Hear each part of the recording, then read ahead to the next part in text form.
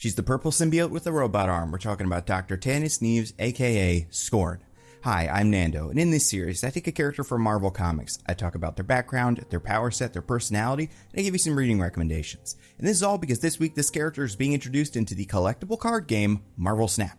But we're mostly going to talk about the character from the comics. Also, Mortimer is on my lap and he's not getting down, so we're just going to roll with it. And you know what? This won't be a problem because this probably isn't going to take very long because there are not that many comics about this character. She first appeared in the 2010 run of Carnage. She's a very new character. She was a psychiatrist who was working with the Spider-Man villain / Carnage girlfriend, Shriek. If you don't remember, Shriek shows up in Venom 2 Let There Be Carnage. In this, she's portrayed as, and I never fully caught on to this, but she's kind of like Carnage's Harley Quinn, where she is this character that is hopelessly devoted to Carnage, and Carnage is mostly into her, but clearly not at the same level. Anyway, so Tanis is trying to reform Shriek. Also, Shriek is weird. Besides having actual, Banshee Scream powers, she also has the ability to make everybody around her angry, which is something that I don't think came up in the movie. Just worth mentioning. So Shriek is being transported to a new facility against Dr. Nieves' wishes. Dr. Nieves tries to intervene, gets in a car accident, her arm is destroyed. But a company called Hall Industries, which we also just met here, was creating a new prosthetic, something that even Tony Stark in that book was like, that's really good. And they're usually not very good. So something is up with this. And they gave one to Dr. Nieves, so she had this prosthetic arm, and it worked pretty much perfectly until she went to visit Shriek. Because what nobody knew, although you probably have figured out by now, that prosthetic was not just a regular piece of machinery, it was part Carnage. Hall Industries had managed to recover Carnage's body because Carnage was in space, so not only did they get Cletus Cassidy's dead body, I believe, dead or super comatose, but they also got part of the Carnage symbiote, so they used that to upgrade their prosthetics. But, in that one horror movie that I remember being parodied in The Simpsons with a wig that's probably a Twilight Zone episode or something, I don't know. I would look it up, but honestly, I think most people are probably familiar with it through The Simpsons parody. So the arm starts going evil, frees Shriek, and frees the Carnage symbiote. So Carnage takes over Dr. Nieves, and she becomes the new host for Carnage. She beats up Iron Man, Spider-Man, and a bunch of new symbiote cops, which I feel like this is the third time we've seen a company do this. To be fair, the other 2 times was the Life Foundation, but every time you try to do this, it always backfires. They're either not very good or they become evil symbiote monster guys. But whatever, Hall Industries wanted to try it, so they made their own army of symbiote guys who all got beaten. When Carnage got the Cletus Cassidy body back, we would find out that Carnage actually spawned a new symbiote here. This one was named Scorn, and it was stolen by Shriek. But by the end of the series, Dr. Nieves, who was the original host for the Carnage arm symbiote thing that is now Scorn, takes control of Scorn and uses Scorn to defeat Carnage. After that, she went to work with Tony Stark. So that's Scorn's origin. The next big Scorn story comes from the book Carnage USA, where Carnage just shows up in a small town in Colorado and takes over the entire thing. Takes over the whole town. The Avengers are called. He takes over most of the Avengers. Spider-Man's able to fight through it, so he's the main hero for this book. But a bunch of symbiote-enhanced soldiers, because nobody ever learns anything, are also sent to try to stop Carnage, and Scorn goes with them. This is the first time we're going to see Scorn's powers, which are not the usual symbiote powers. Because remember, the Scorn symbiote was a hybrid of a piece of machinery, this prosthetic, and the Carnage symbiote, which means Scorn is also a hybrid of technology and symbiote powers. So as you can probably tell in any picture, she has a robot arm that she can use to connect to other things. She's able to interface with machines, she's created vehicles, she made a weapon to separate people from symbiotes, and she combined a chainsaw with the thing Sonic Disruptor, something that he brought for this, to help Venom eventually beat Carnage. So then Scorn didn't really have anything to do for a while. But like many other symbiotes, Scorn fell under the influence of Null during the King in Black event and became the leader of an apocalyptic cult dedicated to freeing the King in Black. So her plan was to bond Cletus's corpse with this dragon, hopefully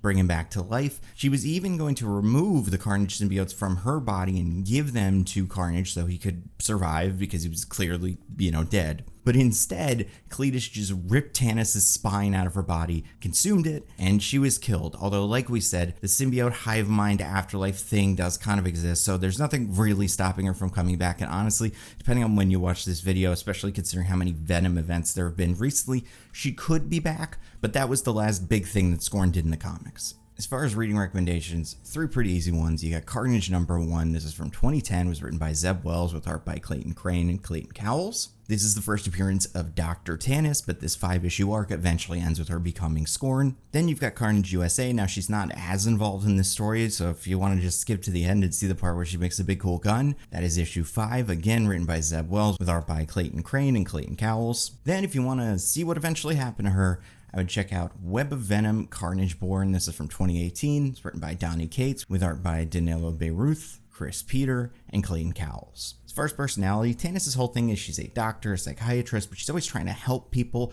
That is what comes into conflict with the symbiote personality, especially the Carnage symbiote personality, which just wants to kill everybody. Besides that, she's pretty serious. Wouldn't say she's a character with too many friends. She's worked with the symbiotes before. She's worked with Spider-Man and alongside the Avengers. And she did spend some time with Iron Man. As far as powers are concerned, she's got the basic symbiote power set, along with the ability to merge with technology and also create fusions of technology to make bigger weapons or vehicles or things like that. In Marvel Snap, Scorn is a 1-cost 2-power card with the card text, when you discard this, return it to your hand and give +2 power to itself and one of your cards in play. So when I saw this originally, I was like, oh, that makes perfect sense because Scorn is a symbiote. Most of the symbiotes are focused on destroy, like Misery, Venom, Carnage. Specifically, she is an offspring of Carnage, so like she's a good card to feed to Carnage. You would put her on the field, and then Carnage would destroy her. She would go back to your hand, power up herself and Carnage. Makes perfect sense. But then I realize it's not destroy, it's discard, which means she works closer to how Swarm works, I guess. If anything, this card needs to be a discard or destroy, like Laura is, X-23, because I feel like for this to fit the symbiote theming, it would be perfect if she was a card that you would use to like sacrifice to the symbiote. Because there's cards that do that. Wolverine, Sabretooth, Deadpool, those cards help juice up the power of a symbiote, but they're not symbiote friendly cards. Like Wolverine has had the symbiote before, but it's not like super connected to him.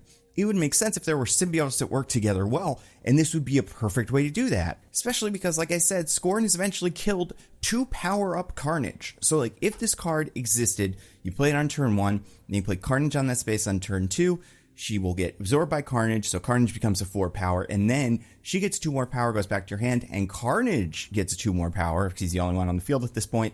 Like, that's perfect. That's a great 1 and 2 combination. Maybe it's too strong, I don't know, but just when it comes to theming, I don't understand why we have a symbiote that has a discard ability and not a destroy ability. The best explanation I can give is that all of the discard cards have swords. Not all of them, I guess, but a lot of them are sword or claw or some sort of scratchy thing. And maybe they saw Scorn's big robot arm and thought it was like a sword hand or something. I really don't know. Couldn't even guess why this card works this way. As of now, is it a good card? It's okay, I guess. I don't know. Discard is in a pretty good place as an archetype, even when you get rid of the Hela thing. So I don't know if it needs a card like this. She almost feels like Meek, where it's like you could put that card into that deck, but is it necessary? I don't know. Is it worth the space? Maybe not. If it were +3, I'd be like, that maybe that's too much. I don't know. I always try to spotlight these in the videos. The art for Scorn is interesting. I think Scorn's base art is cool. The Ryan Kennard, Eduardo Mello version. The panned art version, she has this big, humongous arm, which looks very cool. But then you've got the Yasmin Putri, which I believe was one of the variant covers for the Absolute Carnage Lethal Protectors run or something like that. That is the problem with this character. Like with some characters, it's like, man, you could do better for like Akihiro or Daken or whatever. Like when that got released with one other variant, I was like, there's so many for this character. She had so many cool looks. With Scorn, I'm like, she's got 2 looks, basically. And, like, they're pretty similar. But I feel like she's been drawn maybe 2 different ways. And one is more techie, and one is kind of a sleeker look. The only image I'd expect to see from Scorn is that one from Carnage USA, where she's holding the big, humongous gun. Just because, like, I feel like that's, like, on a Wikipedia page and stuff like that. And it's just a cool-looking image. And I think because she has the robot parts, it does help her stand out in a pretty crowded field of symbiotes that are, like, the green one, or the yellow one, or the red one. But, like, overall, there's not a whole lot of art to draw on for Scorn. So, yeah, sometimes these are short. I don't think they're going to be short in the future. I think the next 2 are going to be kind of long. We've got Toxin coming up, and then we've got Anti-Venom. Very exciting. Also, Agony, maybe. I'm not sure what the plan is with Agony, but, you know, we'll see. If you enjoyed these videos, like, share, subscribe. It means so much to me, so much to the channel. That's all I got. Stay safe, and I will see you next time.